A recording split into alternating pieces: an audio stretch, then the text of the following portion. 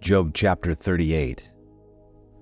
Then the Lord answered Job out of the whirlwind and said, Who is it that darkens counsel by words without knowledge? Now gird up your loins like a man, and I will ask you, and you instruct me. Where were you when I laid the foundation of the earth? Tell me, if you have understanding. Who set its measurements, since you know? Or who stretched the line on it? On what were its bases sunk? Or who laid its cornerstone when the morning stars sang together and all the sons of God shouted for joy? Or who enclosed the sea with doors when bursting forth it went out from the womb, when I made a cloud its garment and thick darkness its swaddling band, and I placed boundaries on it and set a bolt and doors, and I said, Thus far you shall come, but no farther, and here shall your proud waves stop.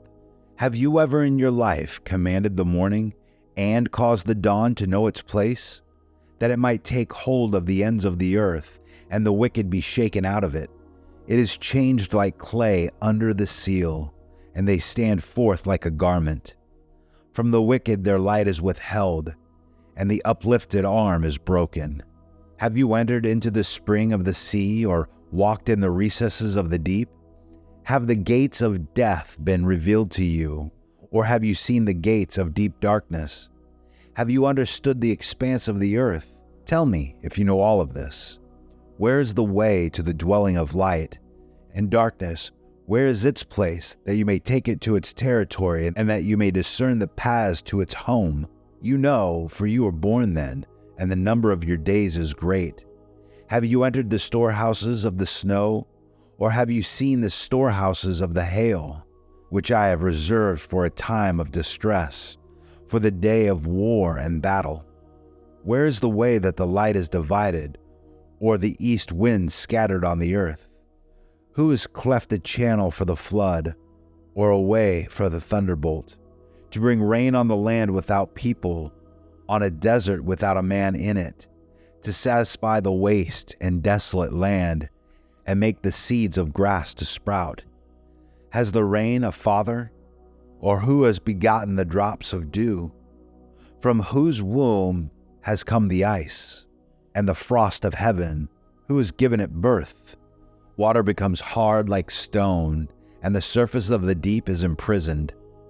Can you bind the chains of the Pleiades, or loose the cords of Orion?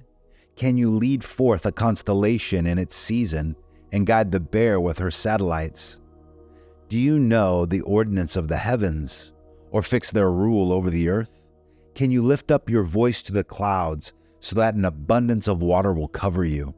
Can you set forth lightnings, that they may go, and say to you, Here we are? Who has put wisdom in the innermost being, or given understanding to the mind? Who can count the clouds by wisdom, or tip the water jars of the heavens when the dust hardens into a mass and the clods stick together? Can you hunt the prey for the lion, or satisfy the appetite of the young lions when they crouch in their dens and lie in wait in their lair?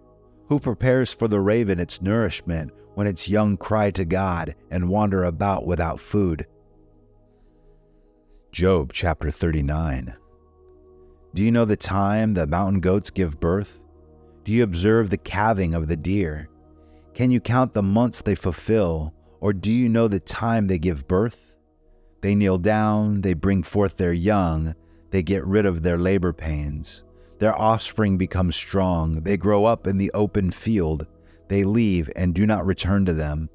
Who sent out the wild donkey free, and loosed the bonds of the swift donkey, to whom I gave the wilderness for a home, and the salt land for his dwelling place? He scorns the tumult of the city, the shoutings of the driver he does not hear. He explores the mountains for his pasture and searches after every green thing. Will the wild ox consent to serve you, or will he spend the night at your manger? Can you bind the wild ox in a furrow with ropes, or will he harrow the valleys after you? Will you trust him because his strength is great and leave your labor to him? Will you have faith in him that he will return your grain and gather it from your threshing floor? The ostrich's wings flap joyously with the pinion and plumage of love, for she abandons her eggs to the earth and warms them in the dust, and she forgets that a foot may crush them, or that a wild beast may trample them. She treats her young cruelly, as if they were not hers. Though her labor be in vain, she is unconcerned, because God has made her forget wisdom, and has not given her a share of understanding. When she lifts her head on high, she laughs at the horse and his rider. Do you give the horse his might? Do you clothe his neck with a mane? Do you make him leap like a locust? His majestic snorting is terrible. He paws in the valley and rejoices in his strength. He goes out to meet the weapons. He laughs at fear and is not dismayed. And he does not turn back from the sword. The quiver rattles against him, the flashing spear and javelin. With shaking and rage he races over the ground, and he does not stand still at the voice of the trumpet. As often as the trumpet sounds, he says, "Aha!" And he scents the battle from afar, and the thunder of the captains and the war cry. Is it by your understanding that the hawk soar, stretching his wings toward the south? Is it at your command that the eagle mounts up and makes his nest on high? On the cliff he dwells and lodges, upon the rocky crag, an inaccessible place. From there he spies out food, and his eyes see it from afar. His young ones also suck up blood, and where the slain are, there is he.